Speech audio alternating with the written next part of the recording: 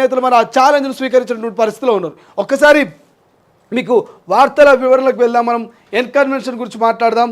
ప్రతి ఒక్క పేపర్లో కూడా ఎన్ కన్వెన్షన్ గురించే ప్రధానంగా రాసింది. సో ఎన్ కన్వెన్షన్ గురించి ఒక్కసారి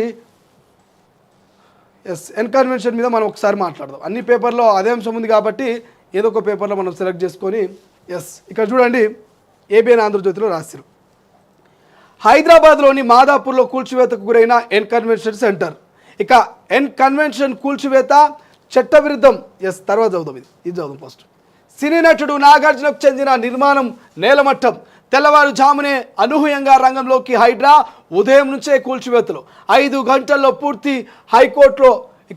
హైకోర్టులో నాగార్జున పిటిషన్, మధ్యంతర స్టే జారీ. అప్పటికే సింహభాగం పూర్తయిన కూల్చివేత 14 ఏళ్ల క్రితం నిర్మాణం. ఇక తమ్మిడికుంట చెరువు FTL బఫర్ జోన్ పరిధిలో 3.30 ఎకరాలు. నిర్మాణానికి GHMC అనుమతులు లేవు.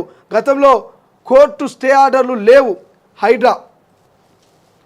ఇక చెరువులు, పార్కులు అక్రమ నిర్మాణాలు తొలగింపు, ప్రభుత్వ ఆస్తులను పర్యవేక్షించేందుకు ఏర్పాటైన Hyderabad disaster response assets production monitoring agency HYDRAA మరొక కీలక చర్య చేపట్టింది. ప్రముఖ సినీ నటుడు నాగార్జునకు చెందిన హైదరాబాద్లోని ఎన్ కన్వెన్షన్ సెంటర్ను శనివారం కూల్చివేసింది.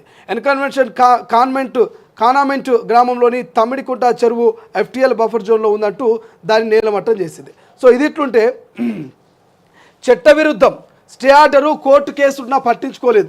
పట్టా భూమిలోనే నిర్మాణం. చెరువును అంగుళం కూడా ఆక్రమించలేదు.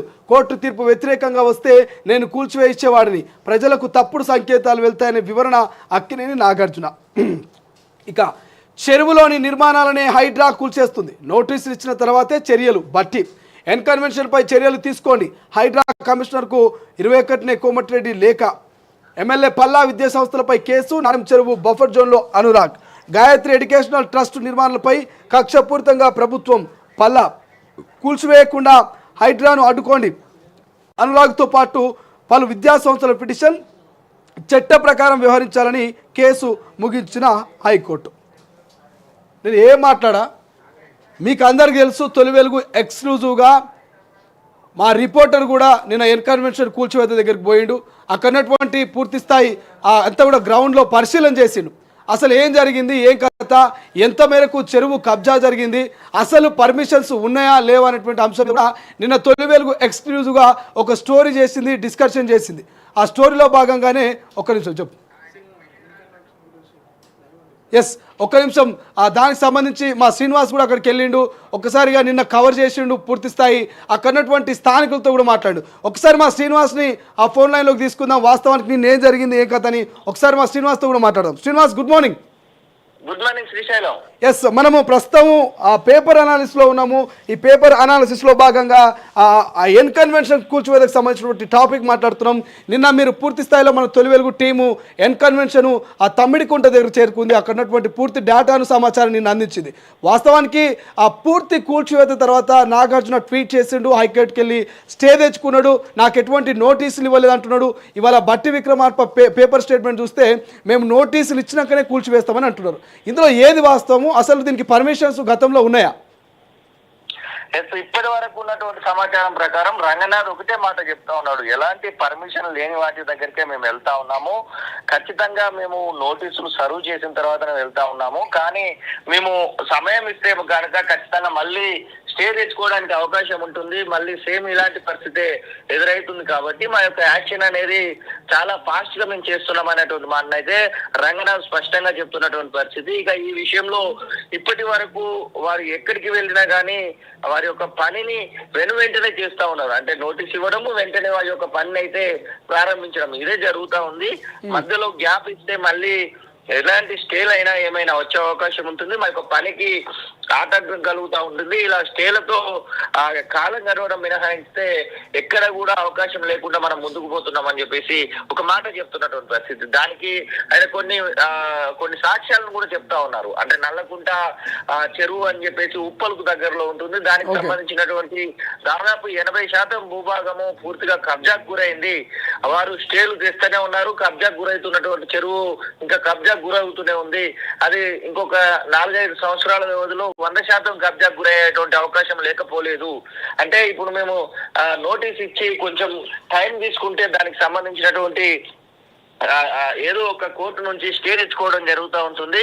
ఇటు నేను రాజకీయంగా సంబంధం లేకుండా, ఇటు ఎలాంటి ఏదైతే ప్రలోభాలు లొంగకుండా నా యొక్క పని ఖచ్చితంగా చేయాలి. కాబట్టి హైడ్రా అనే దాన్ని మేము ఖచ్చితంగా ఇట్లా కంటిన్యూ చేస్తా ఉన్నాము. నోటీస్ ఇవ్వడము, వెంటనే దానికి సంబంధించినటువంటి విషయంలో కూలగొట్టడాలు జరుగుతాయి అన్నటువంటి మాట చెప్తా ఉన్నారు. దీంతో పాటుగా ఇప్పుడు ఎన్ కన్వెన్షన్ వెనక భాగంలో ఏదైతే తొమ్మిడికుంట చెరువు వెనక భాగంలో ఉన్నటువంటి ప్రాంతంలో ఉన్న కొంతమంది చెరువు వ్యాపారులకు సంబంధించినటువంటి షెడ్లను కూడా అక్కడ కూల్చివేయడం జరిగింది. వారు చెప్తా ఉన్నారు, మా చేతిలో లావన్ పట్టాలు ఉన్నాయి, మా పట్టాలు ఉండగా హైకోర్టులో స్టే కూడా మా చేతిలో ఉంది, అన్ని ఉండగా కూడా మమ్మల్ని ఎందుకు వితౌట్ నోటీస్ కూల్చివేస్తున్నారు, మాకు సంబంధించినటువంటి పరికరాలు ఆ యొక్క గోదాములలో ఉన్నాయి, ఆ యొక్క షెడ్లలో ఉన్నాయి, వాటిని ఎట్లా కూల్చివేస్తారంటూ వారు మాట్లాడినటువంటి వీడియోలను కూడా తొలి వెలుగు ఎక్స్క్లూజివ్ గా ప్రచారం చేసినటువంటి సందర్భాన్ని మనం చూసాం.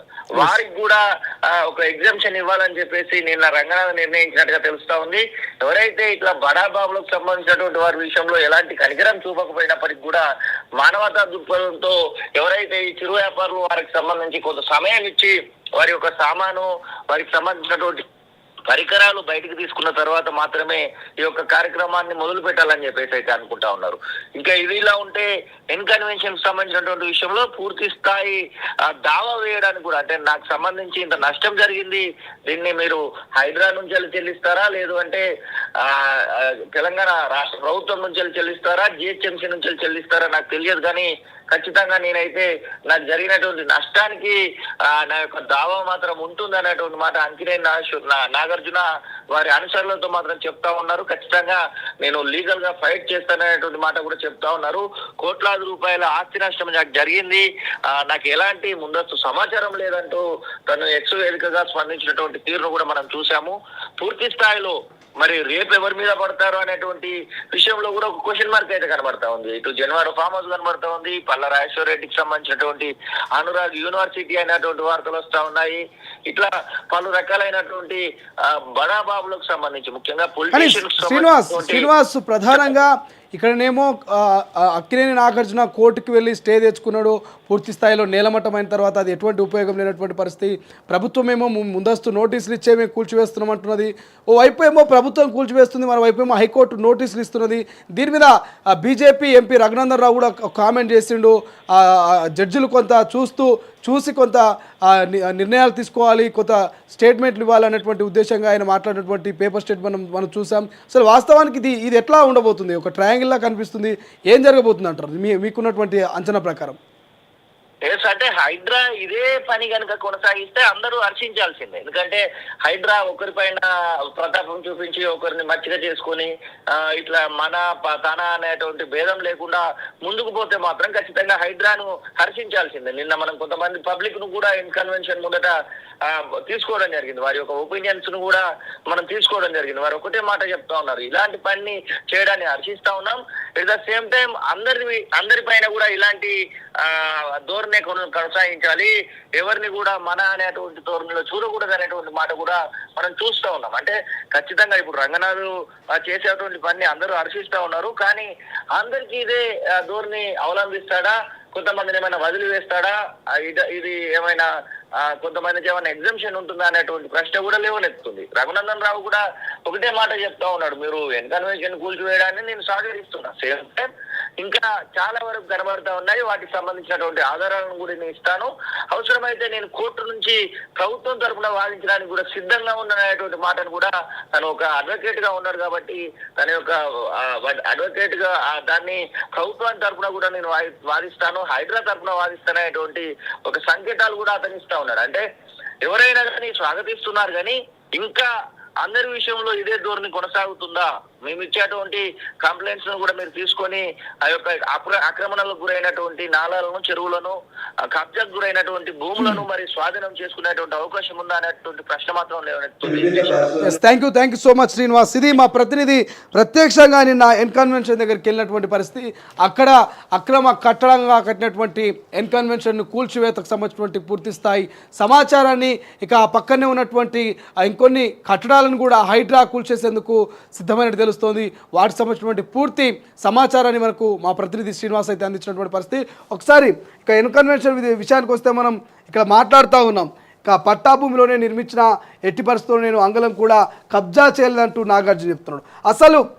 అసలు నోటీసే ఇవ్వలేదంటూ నాగార్జున చెప్తున్నాడు. కానీ మేము నోటీసులు ఇచ్చే రంగంలోకి దిగుతున్నామంటూ ఇటు బట్టి విక్రమార్క చెప్తున్నాడు. ఇందులో ఏది వాస్తవము? నిజంగా నోటీసులు ఇచ్చి మీరు రంగంలోకి దిగుతున్నామంటే మరి నాగార్జున అబద్ధం చెప్పినట్ట, లేదా అసలు నోటీసులు ఇవ్వట్లేదు అంటే ఈయన నోటీస్ ఇస్తున్నాను బట్టి విక్రమార్క అంటే ఇటు బట్టి విక్రమార్క అబద్ధం చెప్పినట్ట? ఏది వాస్తవం? ఏది ఏమైనా కూడా అక్రమ కట్టడాన్ని కూల్చడాన్ని ఇటు ప్రజల నుంచి, ఇటు మీడియా నుంచి, అటు పాలకుల నుంచి, ప్రతిపక్షాల నుంచి ప్రతి ఒక్కరు కూడా హర్షం వ్యక్తం చేస్తారు, ఖచ్చితంగా స్వాగతిస్తున్నారు. కానీ ఇటువంటి ఇల్లీగల్ కన్స్ట్రక్షన్స్, అక్రమ కట్టడాలు, ఇటువంటి కబ్జాకు గురైనటువంటి చెరువుల్ని దాదాపు 232 చెరువులు దాదాపు పూర్తిగా మింగేసినట్టుగా కూడా ఇవాళ పేపర్లో వచ్చినటువంటి పరిస్థితి. సో ఎవరు మీకు పర్మిషన్ ఇచ్చారు? నాగార్జున ఈ యొక్క ఎన్కన్వెన్షన్ సంబంధించి కూడా మనం పూర్తి ఆ డిపిఆర్ ఆ పేపర్ని కూడా అనాలిసిస్ చేసినాం. ఆ మ్యాప్ను కోమటిరెడ్డి వెంకటరెడ్డి హైడ్రా కమిషనర్ రంగనాథ్కి ఇచ్చినటువంటి ఆ మ్యాప్లో క్లియర్గా చూసినాం ఎంత మేరకు కబ్జా చేసిండు, ఎంతవరకు బఫర్ జోన్లకు, ఎంత మేరకు ఎఫ్టీఎల్లోకి ఆయన చొచ్చుకొని పోయి అక్కడ మొత్తం ఆ చెరువునంతా కూడా మట్టితో నింపి కన్స్ట్రక్షన్ నిర్మించిన అనేది క్లియర్గా మనం నిన్న చూపించినాం. సో ఇంత సినీ ప్రముఖులు, లేకపోతే కొంతమంది ఇన్ఫ్లుయెన్సర్సు, రాజకీయ నాయకులు, బాగా డబ్బు పలుకుబడిన వాళ్ళు వీళ్ళ ఇట్లా అక్రమ కట్టడాలు, ఇట్లా చెరువులు కబ్జా చేస్తే సామాన్యుల పరిస్థితి ఏంది? సామాన్యులు ఎట్లా బ్రతుకుతారు? ఇలా ఒక సామాన్యుడు ఓ ఇల్లు కడుతూ ఒక గజం జాగ కూడా కనీసం కొంచెం రోడ్డు మీదకి వస్తే వెంటనే అధికారులు వచ్చి ఆ గజం జాగ ఎట్లా కట్టినామని చెప్పేసి వానికి పెనాల్టీ వేసి కూల్చేసేటువంటి పరిస్థితులు మనం చూస్తూ ఉన్నాం. కానీ ఇలా బడాబాబులు, సినీ ప్రముఖులు ఎకరాలు కబ్జా చేసి కడితే మాత్రం గత 2014లో ఈ ఎన్కన్వెన్షన్ కట్టిరు అంటే దాదాపు 10 ఏళ్ళు అవుతున్నది. ఈ 10 ఏళ్ళు పూర్తయినా కూడా గత 10 ఏళ్ళలా బీఆర్ఎస్ పార్టీ నాయకులు ఒక్కరు కూడా దాని దిక్కుపోయి చూసిన పాపాన పోలే. అది అప్పటికే దానికి పర్మిషన్స్ లేవు, కోర్టుకు పోయించినటువంటి పరిస్థితి ఇతర నడుస్తూ ఉన్నాయి. కానీ ఈ 10 ఏళ్ళలో మరి ప్రతిపక్షం ఎందుకో ఈ ఎన్కన్వెన్షన్ను కూల్చలే, కనీసం దాన్ని టచ్ కూడా చేసినా పాపాన పోలే. మరి ఎవరైనా దాన్ని కట్టేటప్పుడు మరి అధికారులు తనిఖీలు చేయాలి కదా. జిహెచ్ఎంసీలో ఉన్నటువంటి అధికారులు మరి ఒకదానికి పర్మిషన్ ఇవ్వాలంటే ఒకవేళ పర్మిషన్ ఇచ్చినా ఇవ్వకున్నా మరి అక్రమ కట్టడం ఎట్లా కడుతురు, ఎంత మేరకు చెరువులకు వీళ్ళు కబ్జా చేస్తున్నటువంటి ఒక పూర్తి అంటే కనీసం ఒక అవగాహన ఉండాలి ఆ అధికారులకు. దాని మీద ఒక గమనిస్తూ ఉండాలి నిత్యం, దాని మీద ఒక డేగకనుతోటి నిఘా పెట్టాలి కదా. అటువంటి నిఘా లేదు అధికారులకు. ఇలా అధికారుల తప్పిదం కూడా ఈ ఎన్కన్వెన్షన్ నిర్మాణంలో ఉంది. మరి అధికారుల మీద కూడా ఇలా హైడ్రానో రాష్ట్ర ప్రభుత్వమో అప్పటి అధికారుల మీద ఖచ్చితంగా యాక్షన్ తీసుకోవాలి. నాగార్జున గారు ఏమంటారు? ఇక్కడ చట్టవిరుద్ధం స్టే ఆర్డరు కోర్టు కేసులున్నా పట్టించుకోలేదు, పట్టా భూమిలోని నిర్మాణం చెరువును అంగుళం కూడా ఆక్రమించలేదట, అంగుళం కూడా ఆక్రమించలేదట. కోర్టు తీర్పుకు వ్యతిరేకంగా వస్తే నేను కూల్చివేసేవాడిని, ప్రజలకు తప్పుడు సంకేతాలు వెళ్తున్నాయని ఆయన వివరించాడు. మరి ఉదయం నుంచి కన్స్ట్రక్షన్ అక్కడ కూల్చేస్తుంటే మరి మీరేం చేస్తారు నాగార్జున గారు? మీకు సంబంధించినటువంటి సిబ్బందికి మీకు ఇన్ఫర్మేషన్ ఇచ్చి ఉంటారు కదా. మరి అంత పొద్దున మీరు అక్కడికి చేరుకోవాలి కదా. అక్రమ కట్టడము కాదు నాది, ఇది నా సొంతంగా నేను కొన్న ల్యాండ్, ఎట్లా కూల్చేస్తారని మీరు అడగాలి కదా. అడగలే. అట్లా అంతా అయిపోయినాక ఇక ఆయన అంటారు కదా, చేతులు కాలినాక ఆకులు పట్టుకుంటే లాభమన్నట్టు అయిపోయింది. ఎస్, ఇదే నాగార్జునకు సంబంధించిందే ఉంది. ఇక వెలుగులే అద్భుతంగా వేసారు చూడు మ్యాప్. ఇదంతా తమ్మిడికుంట చెరువు. ఈ తమ్మిడికుంట చెరువుల ఇగో ఇదంతా కూడా ఇక్కడ కనిపిస్తుందా, ఇదంతా కూడా బఫర్ జోను ఎఫ్టీఎల్. ఇదంతా కూడా కబ్జా చేసిండు. ఇగో వీడికెళ్ళి ఈ చెరువు కట్టను కబ్జా చేసి కట్టిండు. ఈయనకున్న పర్మిషన్ ఇక్కడ పూర్తిగా తమ్మిడికుంట 29 ఎకరాల విస్తీర్ణం, ఎన్కన్వెన్షన్ విస్తీర్ణం 10 ఎకరాలంట. తమ్మిడికుంటలో ఎన్కన్వెన్షన్ అక్రమంగా 3.30 అంటే 3 ఎకరాల 30 గుంటలు. ఇక ఎన్కన్వెన్షన్ కబ్జాలోని 1.12 ఎకరాలు ఎఫ్టీఎల్ ఏరియాలు, ఎన్కన్వెన్షన్ కబ్జాలోని బఫర్ జోన్లో 2.18 ఎకరాలు. సో కనబడుతుందా ఇక్కడ ఈ బ్లూ లైన్ మొత్తము ఎన్కన్వెన్షన్ ఎఫ్టీఎల్ ఏరియాలో ఉంది. ఇక ఇంకో లైన్ కనబడుతుంది కదా, ఈ లైన్ మొత్తము ఎఫ్టీఎల్ సారీ ఈ లైన్ మొత్తం లోపలంతా కూడా బఫర్ జోన్లో ఉంది. ఇదేమో ఎఫ్టీఎల్, ఇదేమో బఫర్ జోన్. మొత్తం 10 ఎకరాలట. ఈ 10 ఎకరాలు ఎన్కన్వెన్షన్ విస్తీర్ణం. చూస్తున్నారు కదా, ఇంత క్లియర్గా మ్యాపింగ్ మనకు కనబడతా ఉంది. ఎస్, ఇక మరొక అంశం ఇక్కడ క్లియర్గా కనిపిస్తుంది.